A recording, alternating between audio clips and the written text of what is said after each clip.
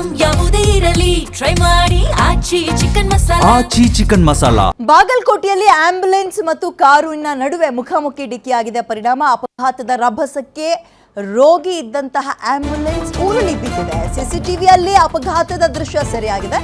Ambulance ನಲ್ಲಿದ್ದವರನ್ನ ಅಲ್ಲಿನ ಜನ ರಕ್ಷಣೆ ಮಾಡಿದ್ದಾರೆ. ನವನಗರದ ಕೆಎಸ್ಆರ್ಟಿಸಿ ಸರ್ಕಲ್ ಬಳಿ ನಡೆದಿರೋ ಘಟನೆ ಇದು. ಜಿಲ್ಲಾಸ್ಪತ್ರೆ ಕಡೆಗೆ ಆಂಬ್ಯುಲೆನ್ಸ್ ಹೊರಟಿತ್ತು, ಕಾಳಿದಾಸ ಸರ್ಕಲ್ ಕಡೆಗೆ ಕಾರ್ ಹೊರಟಿತ್ತು.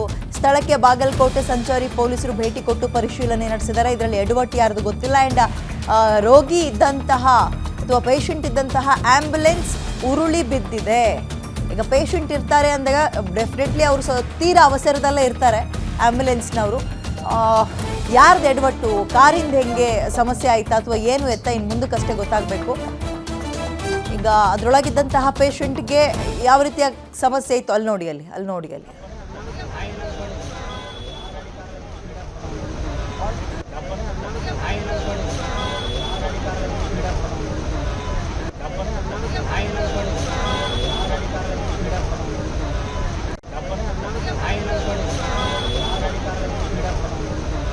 ವೇಗದಲ್ಲಿ ಚಾಲನೆ ಮಾಡಿದ್ನಾ ಗೊತ್ತಿಲ್ಲ. ಸಾಮಾನ್ಯ ಹಾರ್ನ್ ಅಂದರೆ ಸೈರನ್ ಇಟ್ಕೊಂಡೇ ಬಂದಿರ್ತಾರೆ ಆಂಬ್ಯುಲೆನ್ಸ್ನವರು. ಎಲ್ಲರೂ ಅಲರ್ಟ್ ಆಗ್ತಾರೆ ಸುತ್ತಮುತ್ತ ಇರೋರು. ಇಲ್ಲಿ ಅದು ಕಾರ್ ಅವ್ರಿಗೆ ಗೊತ್ತಾಗಿಲ್ವಾ?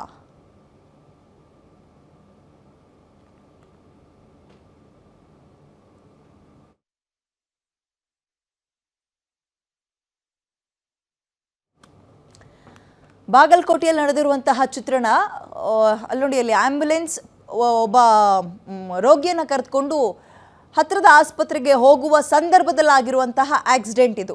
ಡಿಕ್ಕಿ ಹೊಡೆದ ರಭಸಕ್ಕೆ ಆಂಬ್ಯುಲೆನ್ಸ್ ಮಕ್ಕಡೆ ಬಿದ್ದಿದೆ. ಪರಿಣಾಮ ಅಲ್ಲಿದ್ದಂತಹ ಡ್ರೈವರ್ನ ಕತೆ ಏನಾಯಿತು, ಪೇಷಂಟ್ನ ಕತೆ ಏನು, ಅದೇನು ಆಂಬ್ಯುಲೆನ್ಸ್ ಸಾಮಾನ್ಯ ಏನು 10-15 ಸೀಟ್ ಇಟ್ಕೊಂಡು ಹೋಗಿರಲ್ಲ. ಬೆಡ್ ಇರುತ್ತೆ, ಒಳಗೆ ಆಕ್ಸಿಜನ್ ಇರುತ್ತೆ, ಪೇಷಂಟ್ ಮಲಗಿರ್ತಾರೆ. ಅವ್ರು ಯಾವ ಕಂಡೀಷನಲ್ಲಿ ಇರ್ತಾರೆ ಗೊತ್ತಿಲ್ಲ.